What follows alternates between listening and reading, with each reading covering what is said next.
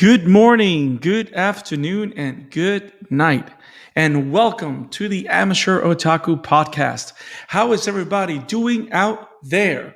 I am Brandon Alvarado, the Scarlet Fan here. I am very excited to be here with you guys tonight for another edition of the Amateur Otaku podcast, where we talk about the anime that we love, that we enjoy, but more than anything, the anime that we believe that you should be checking out. So thank you for joining us. And as usual, I am not doing this by myself because there is no way that I can talk anime alone. I am always accompanied by the one, the only, the mad Hashina Isaac Wolf. What is up, man? I thought we said earlier today, I'm not mad here. It's in your name.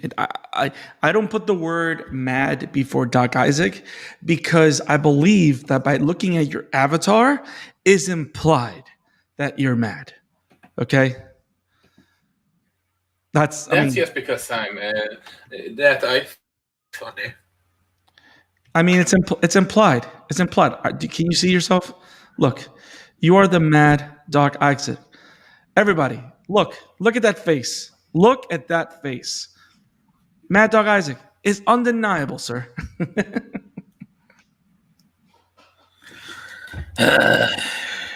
just embrace it. It's who you are. It's your identity. It's either I call you Mad Dog Isaac or I call you Doc the Pun Master Isaac. So which one do you want? You got to pick one.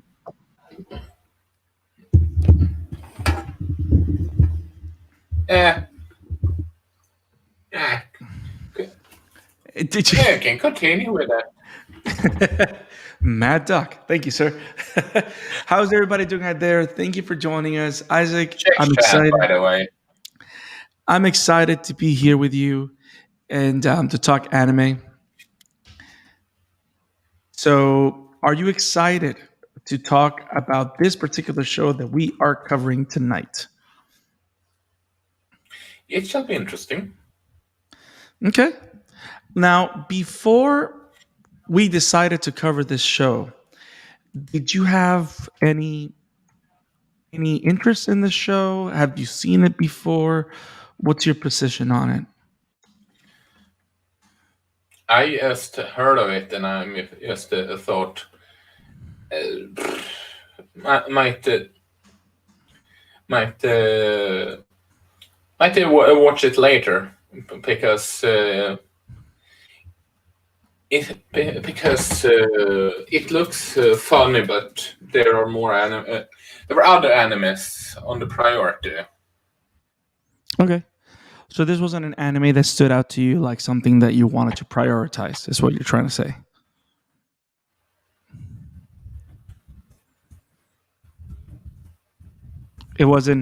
This wasn't one of those animes that was like on the top of your list? Is that what you were trying to say? No. Okay. Fair enough. I mean, this is one of those shows that I knew, similar to Jujutsu Kaisen when it came out last year.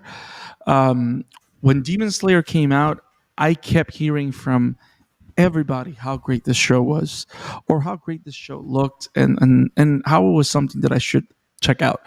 And I checked it out a little bit ago. Like I saw the show like from episode 1 to episode 21, maybe a year ago, and I finally finished it now because most of the times, because I mostly don't have a lot of time, I focus my anime viewing time to look at shows that I'm going to cover with you here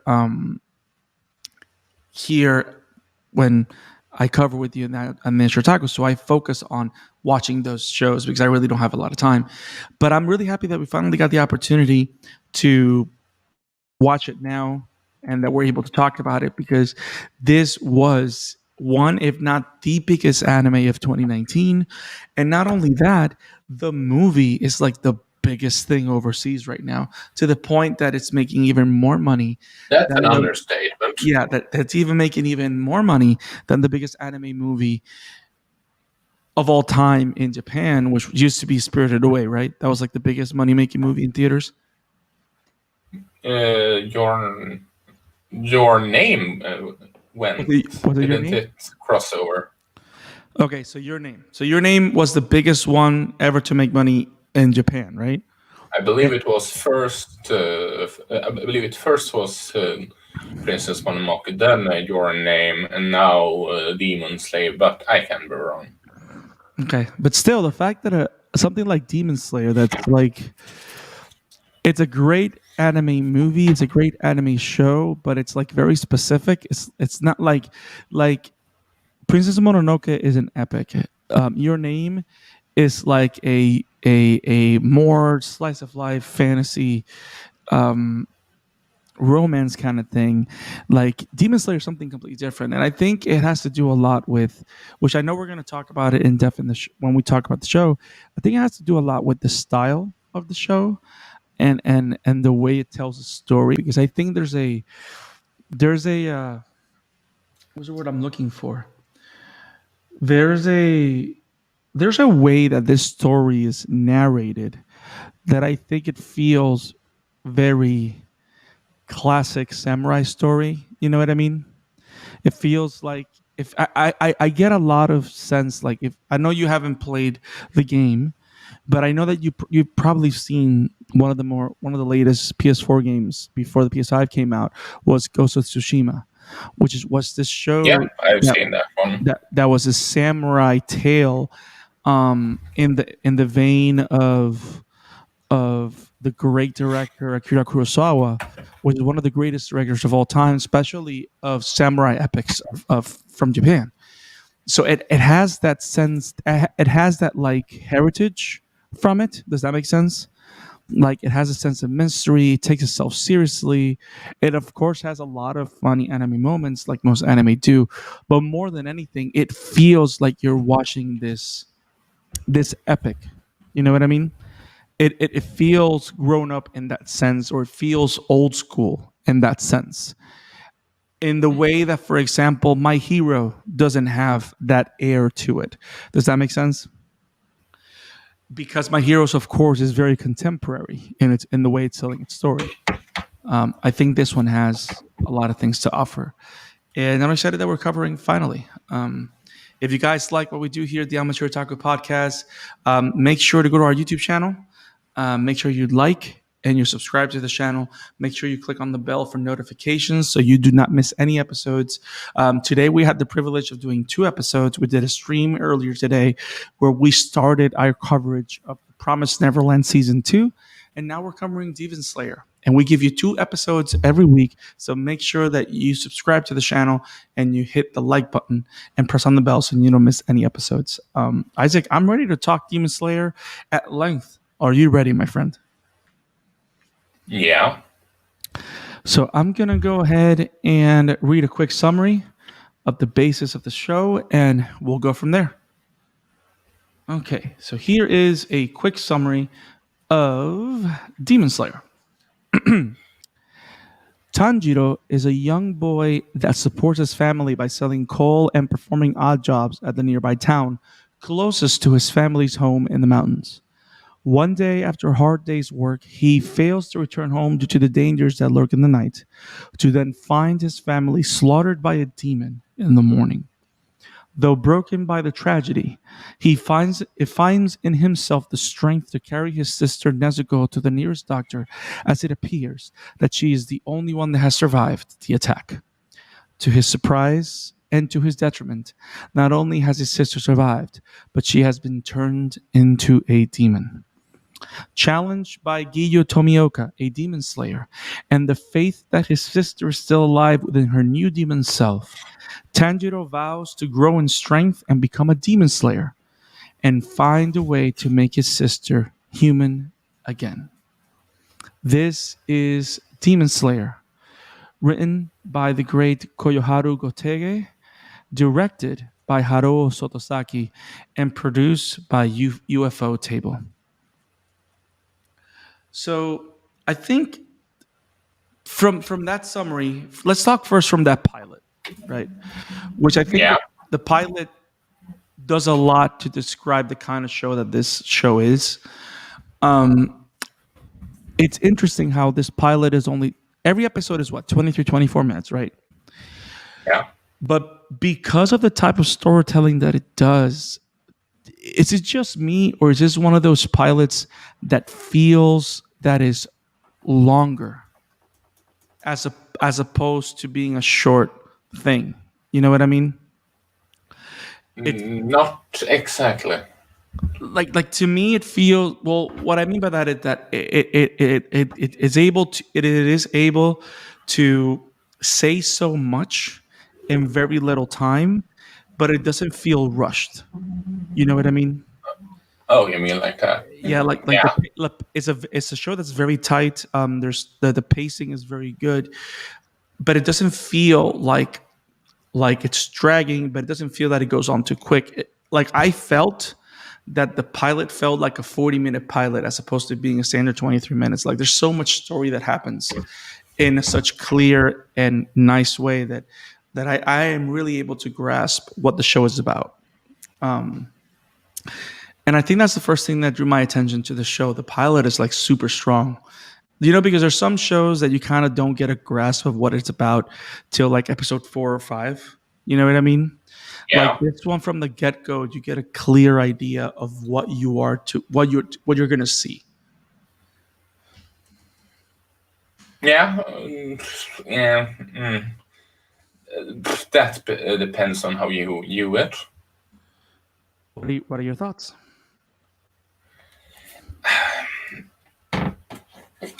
In at the beginning, with the pilot and all, the the series come off as a sort of like a, I wouldn't say Attack on Titan series, but it comes off as sort of like a um, fantasy drama epic, so to speak, about this fantasy world with demons and humans, etc. You Okay. get what I mean? So when you're saying that, like, it feels lighthearted, like it's a light story as opposed to a serious, heavy-handed story like Attack on Titan, you mean? Yeah. Okay. I mean, it doesn't feel it doesn't feel like it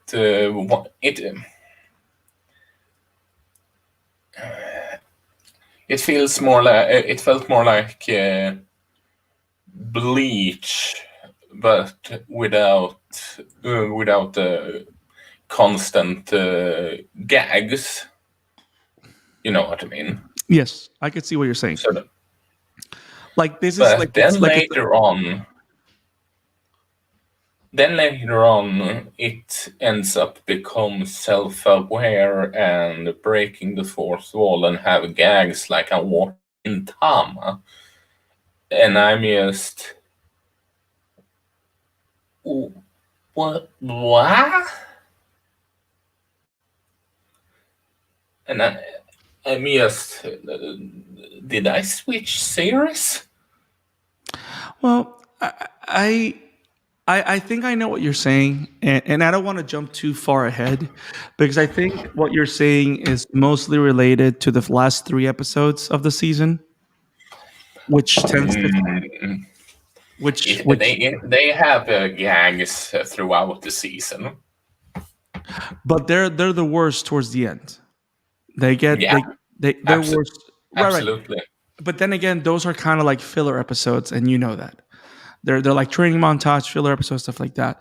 But I wouldn't say that the comedy or the gags that they do derail the show because in terms of whenever the show is telling the story and you get the fights with the demons, the show is nitty gritty,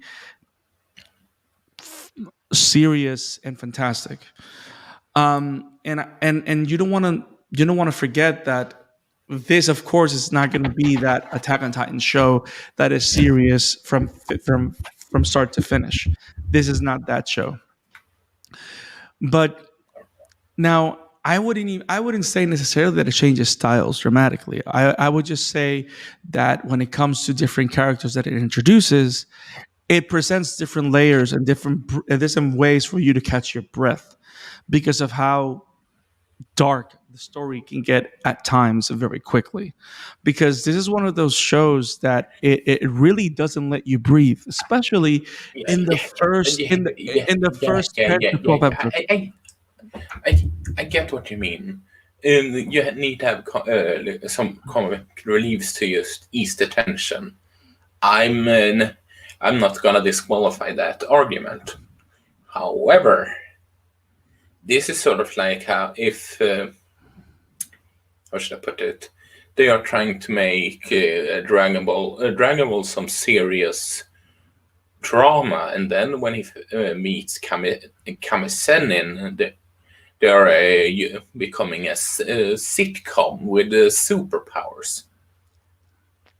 Because it gets even worse when what's the character's name? Since Agatsuma, then it gets even worse. You mean Zenitsu? Yes, and it gets even worse then. I mean, see, I I don't want to focus too much on that because part of me thinks you're being a bit too drastic with that take. I mean, I get what you're saying. I get what you're saying, but I don't think that kind of Don't get me wrong. I can see this appeal of the show. I to some degree liked it, but it was but I can't. I can't say that this series is. It's sort of like Jujutsu Kaisen, so to speak. But I feel that this has more of an identity crisis than what Jujutsu Kaisen had. That's see, that's with how I think the whole gags and seriousness fits between them. Yes, they are children, so you should have some gags to because they don't act super immature and all that. Yes, but there is a difference between comedy and comedy.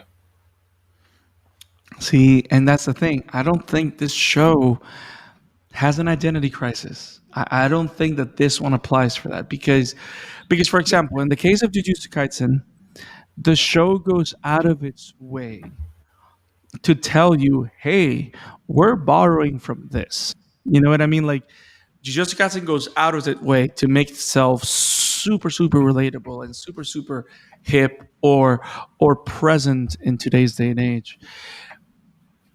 Demon Slayer walks the line if you have a character that's meant to push that line. Because whenever those characters are not in the show or are not in a scene, the show goes back to its normal rhythm. So it does have its standard rhythm, its standard line, its standard identity, a standard um, type Yeah, of storytelling and focus. yeah, So yes. so so so so I think just to say that what happens with these characters warps the show or makes it warp the identity, I think goes a little too far from my take. Now, your take is valid. How you feel and how you take it is completely valid. And because, we're different and that's okay.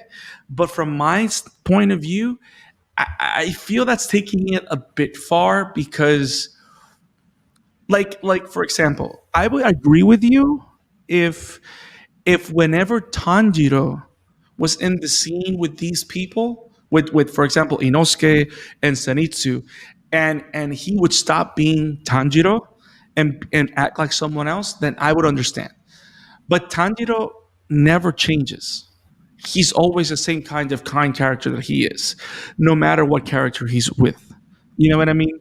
His personality doesn't warp and stuff like that. The Yeah, personality of other characters doesn't warp because of these characters that are being outlandish. You know what I mean? So yeah, so but those Saintsu and Inosuke is sort of like, how should I put it? Uh, what's that series called? Put Kid if you put Kid Goku in Attack on Titans, it sort of felt like that. it's I don't think it's that dramatic though. That's the thing. I don't think it's that dramatic. Because everything that they do is ingrained to the world they're in. It doesn't feel out of place though. Like for example, the reason Zenitsu is the way he is because he doesn't want to be a demon slayer.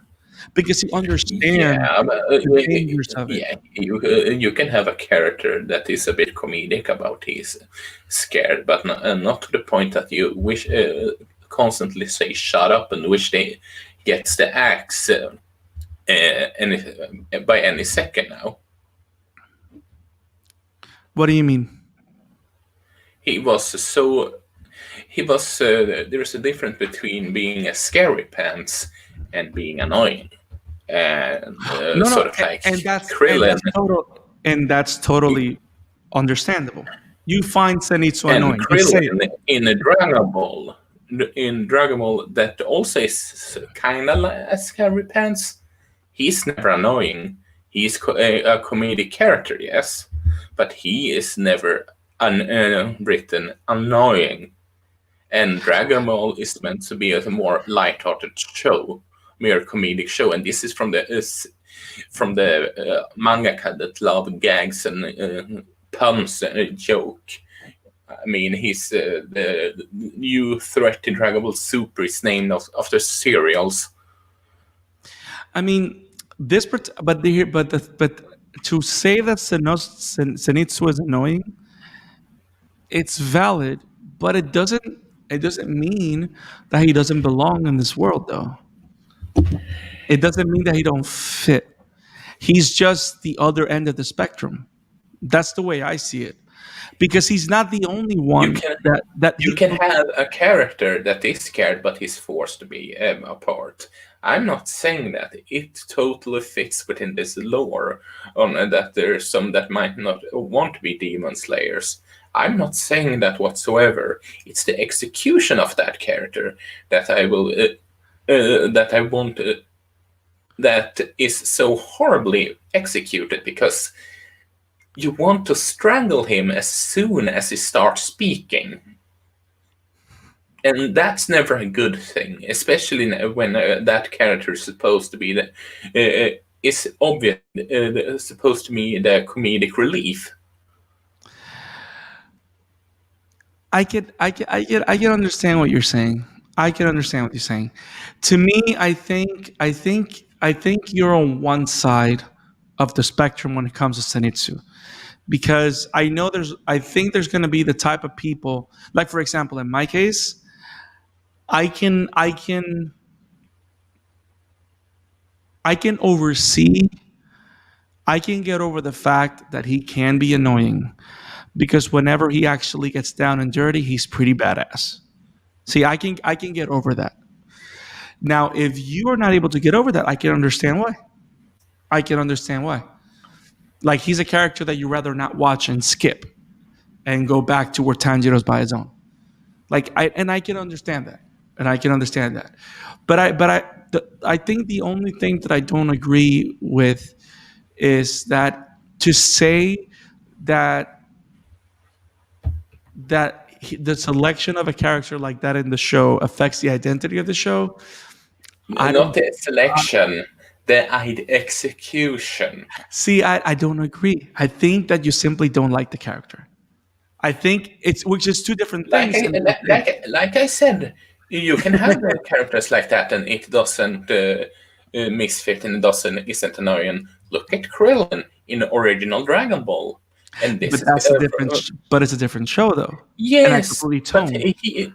yes, but he real, but That's what I mean. Dragon Ball seriously has some serious moments, and it also have comedic moments, and those never feels out of place. And the characters is never in those characters aren't really annoying, so to speak.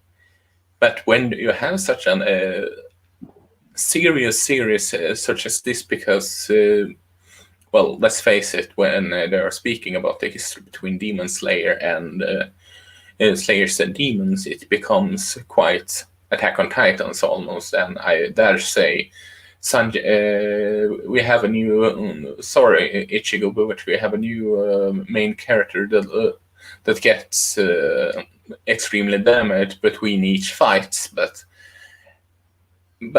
there is a difference between having a comedic relief and someone that sticks out in the series like a sore thumb because of his execution. And because his quote unquote badass moments just feels like a excuse, just have an excuse that he is able to handle himself, so to speak. You can because they are just how should I put it without spoiling it a bit much. Well, with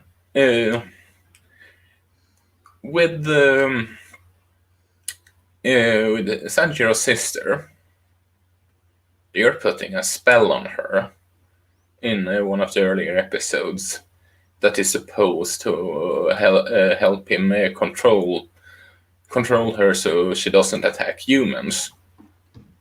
And then you dare to speak, why don't they capture humans, capture demons to do that constantly, to have an army of demons against each other.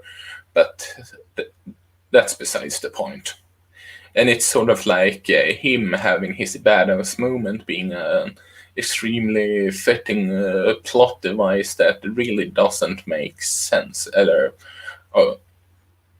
Or should I say, it felt forced. You could just have her being a special, having her be a special scenario being the reason why she don't attack humans, instead of she must have a spell. Well, that's the thing, though. It's not just a spell, though. It's a mixture of the two things. Because she doesn't need the spell to recognize Tanjiro. So the humanity of Nezuko is already there. What the sensei does, Urotodaki or whatever his name is, he just expands the way that humanity is already there. So I don't think it's that simple. That's what I'm saying. So the plot device is not that she will never attack humans just because of the spell, because it's the fact that she wouldn't attack Tanjiro from the beginning. That's the plot point. That's the idea. The spell that the sensei did just makes that even stronger to for her to see other humans as member of her family. But she wasn't going to attack Tanjiro anyway, which is a big difference. Okay, that's fair. That I can. Because That I can get behind. Yeah, because the whole thing about the pilot, which is why it's so important, is because you have the whole arc of establishing who Tanjiro is, his kind heart, the idea that he has this unique sense of smell and all that stuff, right? Which is a very interesting plot device, you know? Like you and yes, it's very Bleach. In the case of Ichigo, he can see ghosts. In the case of of Jujutsu Kaisen, Itadori is physically almost superhuman. In the case of Tanjiro, he has this amazing sense of smell. So he has something that's naturally his, that is just a huge, that gives him a boost when it comes to doing what he ends up doing next. But when you go to the pilot, what makes it so powerful, it's the fact that without the help of anyone, he was able to break through his sister, and his sister was able to show Giyu that she wouldn't eat him. And from there, that's where the story evolves. And we keep in mind also that she was asleep for 2 years before that he goes out on his journey. So for 2 years she was sleeping, and yes, the sensei used that suggestion, but that suggestion is on top of what was already there, which what makes her case so particular. Which is why Which is Giyu, funny. Which is funny considering we talked about how we have a training montage or flash forwards in a couple of episodes, and they are adults later to challenge it all. well, in this case it's different because at least this one, Yeah, I know. yeah, but I know Yeah, what I you mean. know. I know. I know It's what you just mean. fun. Yeah, I know what you mean. Now, one of the things that this show does very well, and I want to hear your thoughts about this, is that this show does something that I think My Hero does very well as well, is that they tell a lot of story in fewer episodes, and it never feels rushed. Do you understand what I'm saying? Like in the first 5 episodes, so much happens. And it feels that it's condensed in a way that it's easy to follow. That and you're willing to get behind, and you could pretty much assume that the first 5 episodes could be 1 2 hour movie. You know what I mean? Because it fits so well, it connects so Yeah, well, and it moves with a very good pace. Nothing feels like it's going too slow, nothing feels that it goes too fast. And you practically have all the basic information that will help you follow the lore and follow the show and stuff like that. I mean, this show does a great job of explaining things and of walking you through what's going on in the world. Now, one of the things to me that stands out to the show that I really love is the animation. And one of the things that I wanted to bring to you before we talk about as we talk about the animation is, did you know that ufotable does a lot of animation for video games? that makes a lot of sense, honestly. They do a lot. They do the opening shorts and animations for Code Vein. They do it for God Eater. They do it for the Tales games, like a lot of the opening anime shorts and stuff like that. It's ufotable. This makes so much sense then on how it looks. And one of the things that I love about the show is that apart from the fact that the drawing animation looks beautiful, it's how they use um the palette of colors that you normally see in like Japanese folkloric paintings to illustrate the special abilities. Yeah, that's what I meant when I said the animation was weird because somehow it looked 3D animated, but it fit within its animation. Yeah. Sometimes it was animated a bit. I would almost say fully coolest comedic with the Yes. oversaturation, which is one Yeah. of the reasons why I don't think the character works. A certain character we talked about this works considering the. But anyway, and then we have all traditional folklore paintings as a way of showing the special abilities, and I'm just the it is gorgeous and it works within. Although we'd argue, then we can argue about the middle part, but it isn't ugly animation at least. What do you mean by the middle part? It connects with the whole. It fits within those gags that you want to do, but you know what I mean with what I think how they execute the comedy in this movie series. Okay. Okay. No, and I get it, but and I can understand that. But you have to agree that, especially like you said, the mixture of the Japanese art style, color palettes and forms and lines, how it inflates the different abilities of the different demons and the different demon slayers have, to me, is something very unique to this show. And I think with so many anime out there, especially when you have an anime that's an action oriented anime that has power ups and stuff like that, it's always about how do you distinguish the abilities from other shows. You know what I mean? How do you make it stand out? Where when you watch the show, this is like, oh, okay, this is awesome. Like, like for example, you don't want to look at the show and say, oh, this reminds me of Bleach, or oh, this reminds me of Naruto. You know what I mean? You don't want to be the show that looks like this other show. You want to be your own thing. And I think this is one of those shows that does that in spades. Apart from the fact that the action of the show is phenomenal. Like the action sequences of the show to me are fantastic, are great. Like That I can agree on. the choreographies, That I can. yeah, like even like for example, even those characters that you don't like, the battles where they're featured are very good. You know what I mean? Like at least when In it terms comes of in terms of choreography, at least. exactly. So like it's one of those things that's very consistently good.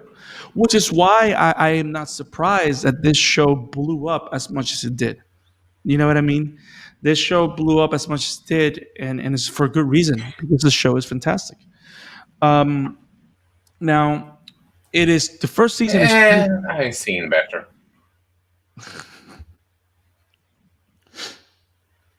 now. Do you say that just because of those particular characters, or are there other things that you do not like? Those particular characters. If you're gonna continue the covering the series, please tell me that those two gets axed off or at least change their behavior later on, because my god, they are insufferable. Okay, so in other words, what you're saying is that these characters, in your opinion, are breaking the show. Um, Close, because I Wow. really liked the series when the siblings was together, because that was that those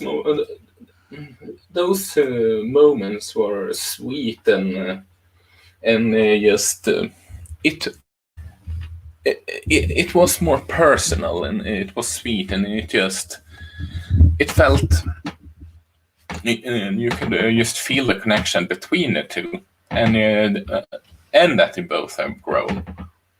So let's talk about that. Let's talk about that. I think this has the potential of being one of the biggest sibling relationships in anime. Similar, I'm not saying that there. I don't think it's there yet, but you gotta admit that there's a little bit of full metal in this. Yeah, In ter- absolutely. in terms of how the sibling relationship is like the cornerstone of the show, you know, and Absolutely. how they communicate and how they come together. Um, and you know how I feel about Full Metal, which is Yeah, one of you love that one. I know. and I like how this particular show makes that a thing, and how them it's all about them being together. Of course, Tanjiro is if Edward Elric wasn't hot headed, he would be Tanjiro. um, Yeah. so I like that he follows that type of character. Um, and I really want to see more of them because I think it's a beautiful dynamic. And Nezuko is like the cutest character I've seen in a long time. I think it's the cutest character I've seen in a long time in a serious show. Does that make sense? Because you know that this show has Yeah. really dark, really serious moments, but she's so cute. Like there's so many moments that are literally built for you to go, oh, like they're just built for that. And I think it fits very well with their dynamic. Like to me, one of the most cutest moments is when she goes and when he goes, "Hey Nezuko, I made this basket," and he goes like, "You know how you got really big? Is there any way that you can get small?" And then she does, and then my heart breaks. like that kind of dynamic between them and her Which becoming like a baby again to a degree because of her animalistic form taking, you know, I think it's pretty cool. Now, I think this is one of the most streamlined training montages I've seen ever in anime.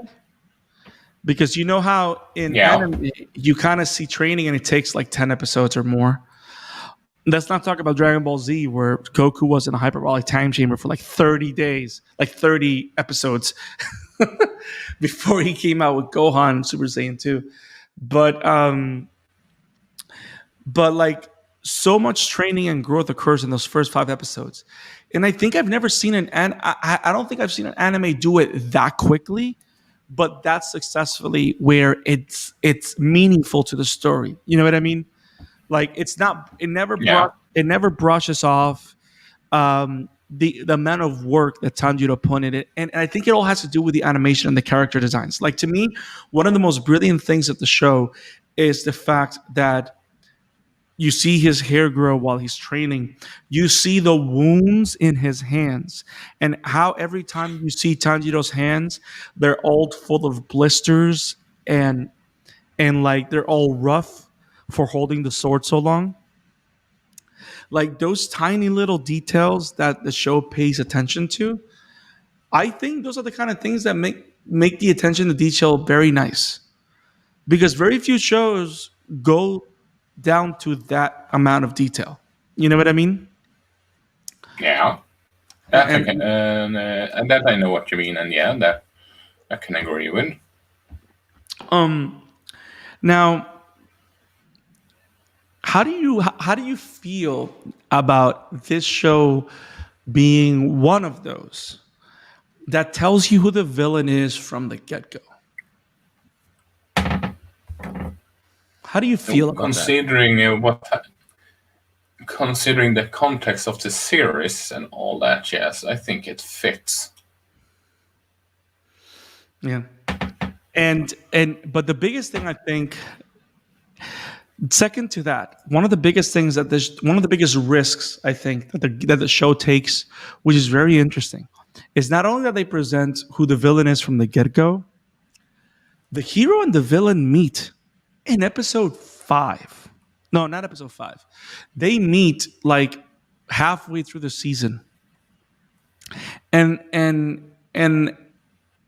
you kind of have a glimpse of how serious of a danger this Musan Kibutsuji is.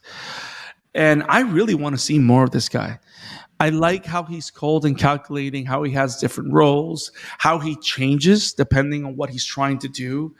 And I like how he's a mixture of high class and sophisticated, but deadly and grotesque. You know what I mean? Yeah, Like he reminds me a lot. He reminds me a lot of a lot. Who does he remind me of? I have it in the tip of my tongue. I don't want to say that name because it's cliche, but he reminds me a lot of. Okay, you know what? I'm just gonna say it. I don't know. He reminds me a lot He reminds me a lot of Sephiroth in the sense that he is this like high end person. You know what I mean? Like nobody looks at Sephiroth and thinks that he's just a dude. No, Sephiroth is like soldier, top class. You know what I mean? Like he's like the greatest Yeah, warrior. Socially, he has this stature. Like Musan Kubutsuji looks like this high end character. Like This guy is wealthy. This guy is strong. This guy projects. This guy brings silence to a room authority wherever he goes. But then when you see like towards the end of the season where he has the meeting with all of his demons, right? The way he is, you're like, oh my god, he's a monster.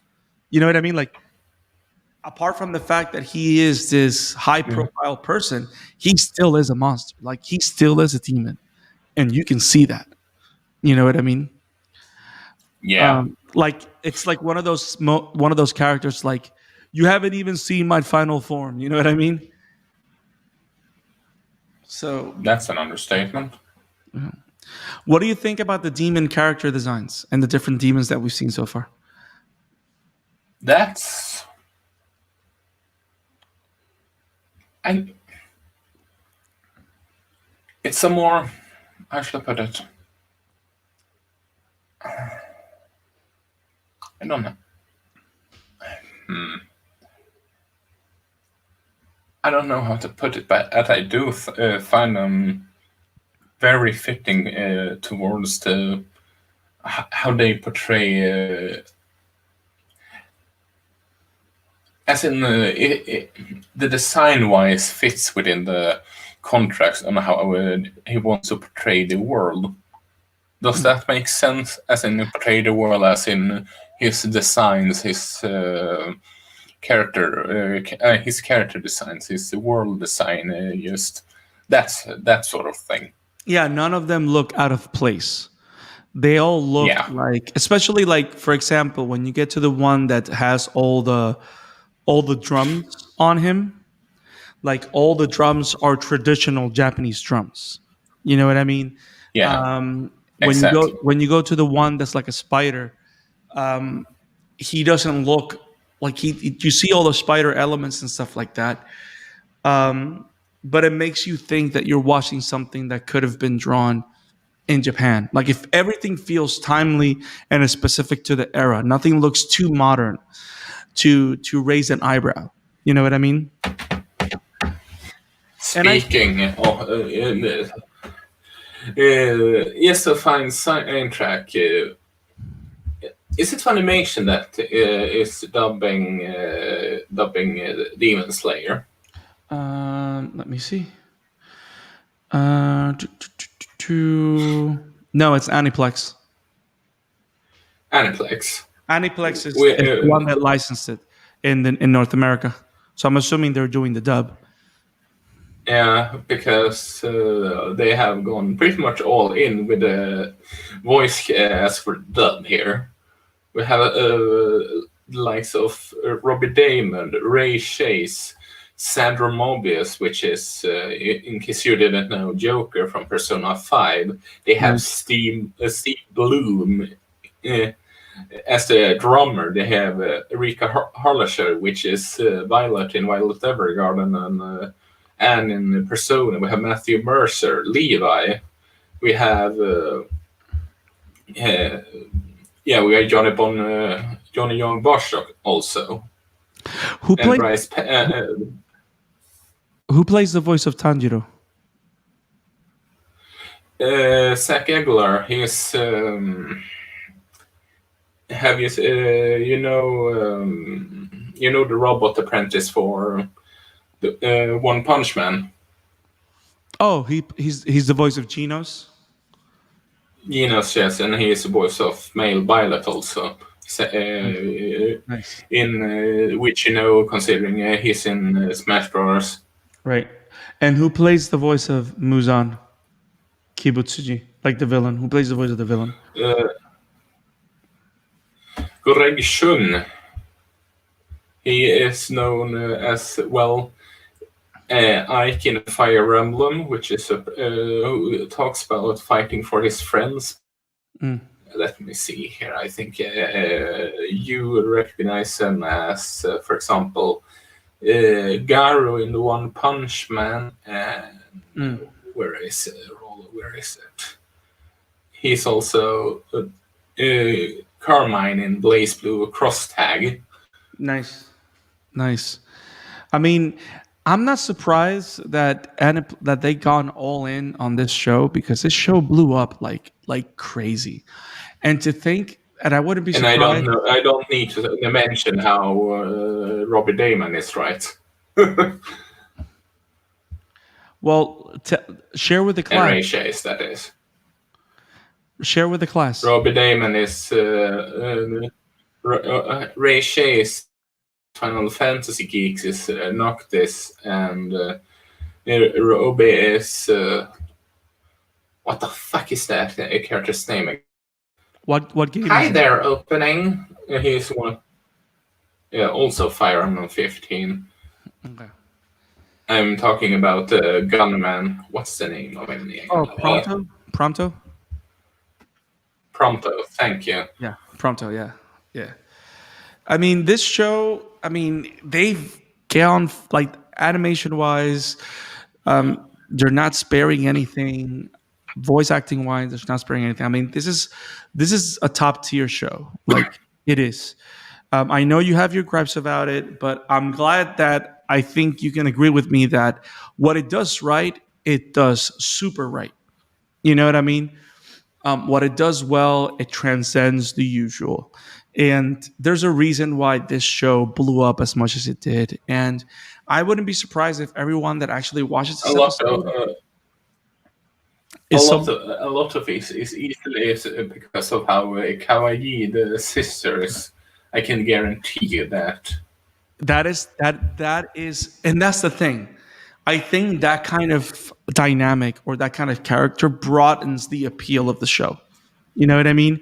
Because there's going to be people that are going to watch it because of the story. There's going to be people that are going to watch it because of the action, and there's some people that are going to watch it because of Nezuko.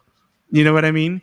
You have this Yeah. wide variety of people that are watching the show for this wide variety of reasons that I think it's pretty interesting how it's happened. Also, How it's she happening. is also Persona 5 voice actress. And the English voice actress for the intro song in Super Smash Bros. She's the punk doctor in Persona 5. Ooh, Megumi. Um, but yes, I mean this show is very good. Are you gonna keep watching it? I am, and I'm excited to watch the movie whenever it decides to come out. Supposedly, it's gonna have a broader release sometime before April, and I can't wait to Um, watch this movie. um, I'm, I'm. If we're covering it, continue covering it.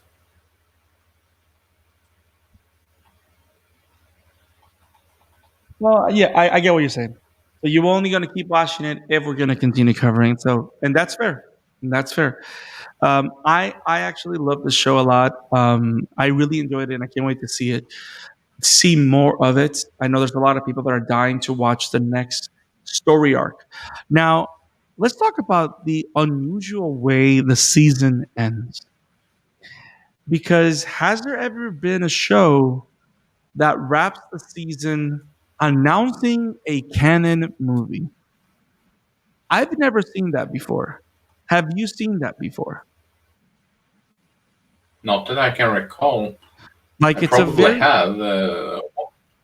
I probably have one once without forgotten. I probably have, but I can't remember it right now. yeah, to me it's kind of crazy because I it doesn't only just end like the way it ends. It tells you this concludes this. It literally says this concludes this arc, which they're calling the coming of age arc. And now Which and makes sense to call it that. right, and then it goes next arc is the infinite train arc, which we know that infinite is what translates to Mugen in Japanese, which is because the movie's called Demon Slayer Mugen Train. Um, and it says film adaptation greenlit. So this movie was greenlit at the end of towards the end of the season, which the season wrapped in September 2019. The movie came out late last year, 2020. So apparently, they're covering the entire arc in this film. So I'm pretty confident it's going to be a long film. It's going to be like 2.5 hours probably. It looks like it's going to be action packed. It's gonna feature this new fire type based samurai. By the way, it is. I feel that it's super Power Ranger ish and super RPG ish. That each of the Hashina Demon Slayers are all element based in one way, shape, or form. Like they all have their different Yeah. types of powers. I find that so RPG, so Power Rangerish. And it's funny how we're stuck with the three basic elements in the train because you have the Hashina fire type, you have Tanjiro, which is the water type, and then you have your favorite character, Zenitsu, which is the lightning type. Yeah, he's such a lightning speaker when he is trying to get on my nerves. That's for sure. One of these days, if I ever go to Sweden, I'm gonna cosplay as him so you can shut your door in my face. Yeah. But yeah, I mean, the movie has made too much money and it's gonna keep making money. Now, I don't know if you know this, Isaac, but did you know that this is one of those shows that the manga is complete? Is it complete already? I thought it Yes. was. No, the I manga's thought it done. was closing.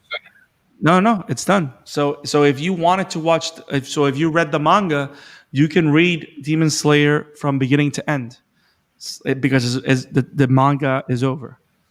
So Huh. so I It's isn't it Shonen Jump manga? I think so. I think so. I know it's I'm surprised available. that Go I'm ahead. surprised that Shonen Jump I'm surprised that Shonen Jump didn't tell the mangaka about spreading the series out, so it could be a longer show and a longer series, so to speak. Yeah, it went on for 23 volumes and then it ended. My friend Jeremy has read the whole thing. So it's one of those. It's one of those. But yeah, guys, I'm pretty confident that everybody that has tuned in to this episode that we've talked on Demon Slayer has already seen Demon Slayer. Tell us what you think. You know how Isaac Zing feels. You know how I feel. You've heard the things that we've disagreed on. You've heard the things that we agree on. But it's safe to say that the more important thing is that we can both agree on the fact that we can see how this show can appeal to a variety of people. And I think that is one of those shows that you give a chance. Maybe you feel like me, maybe you feel like Isaac, or maybe you just think that Netsuko is damn cute. But either way, this might be a show that's for you. So go check out Demon Slayer, Kimetsu no Yaiba. If you want to read the manga, it's available on the Viz manga app. Subscription is only $3 a month, and you can read as many mangas as you can. That's where I read Jujutsu Kaisen. That's where I read My Hero Academia, and that's where I might start reading Demon Slayer. So go check it out. Demon Slayer is also available on Funimation. It's available on Crunchyroll. Isaac, did you watch it on Crunchyroll or Bakanim? Wakamin. It's on Vakamin in Scandinavia, but it's available worldwide. Hopefully, whenever the movie comes out, I can convince Isaac to watch it with me so we can cover it and we can hear how much he loves Zenitsu. You know what, Isaac? Dude, if think- I can stomach it through the Evangelion series again, I can stomach through With- Demon Slayer movie. I actually feel that a miracle happened today, Isaac. Just like you keep saying that I love End of Evangelion, Which now you I do. which I don't, now I can say that you love Zenitsu. See, there's a balance that we brought back to the force. No, you can't, because we all know. Because I said that I can at least stomach to watch that. And so in some that just means that I may have more mental capacity to go through um, stuff I'm more annoyed at than you. Well, some people are better than others. But yes, here we are. Thank you for joining us at the Amateur Otaku Podcast. Hope you enjoyed the episode. If you want to hear more of us, subscribe to our channel, like this video, and click on the bell for notifications so you don't miss And any I'm episode that we have. I'm sorry? and I'm gonna mute my DM box because potential Demon Slayer fans be plug Who you knows? before. Who knows? It might be a similar situation like Sword Art Online, where the crowd is divided. You're gonna have those that hate Zenitsu as much as you do. You guys will form a team, and then we'll go full Twilight, Team Zenitsu, Team. No, no, you don't want to do No, no, that. no. But yes. So if you want to listen to our YouTube channel, subscribe there. Share with your friends. If you want to listen to in the podcast, the Amateur Talk podcast is available on Spotify, available on Radio Public, Google Podcasts, Apple Podcasts, and Stitcher, and many more. Isaac, before we head out, where can we find you? Well, you can find me at Emblemaniac on Twitter, like you see down below, and you can find my work at Woban Entertainment. And you can find me on Twitter at the Scarlet Fan 52. You can find me on Instagram at the Scarlet Fan 52. And you can find me on Facebook as Brandon Alvarado. I write my own music. Sometimes I share it. I write poetry and stuff like that. And I also do stuff for Wobam Entertainment. We're going to be revamping the show very soon. The Amateur Otaku is partnering with Wobam as another place where we can post anime related stuff, not just what we do on YouTube and podcasts, but also reviews and written articles on anime and stuff like that. So keep an eye out for more stuff as Wobam rises from the ashes to be the awesome site that is meant to be. And if you like what we're doing, send us your questions, your suggestions for future episodes on Twitter at Amateur Otaku Pod, or you can send us an email, amateurotakurtf at gmail.com. That is amateurotakurtf at gmail.com. We have a full catalog of shows that we're going to be covering from now to March. But keep in mind, if you recommend us a show, we're going to put it on the top of the list because we want to cover the shows that you want us to cover, whether because you want to talk about it or whether because you want to decide whether or not the show is for you. Because as you know, we love talking anime with people that love it, but also want to talk anime with people that don't know if it's for them. And we want to provide you a good review and idea so you can go check the show for yourself. That's what we do here at the Amateur Talk Podcast. So thank you for joining us. Have peace, guys. Have it awesome. Hello.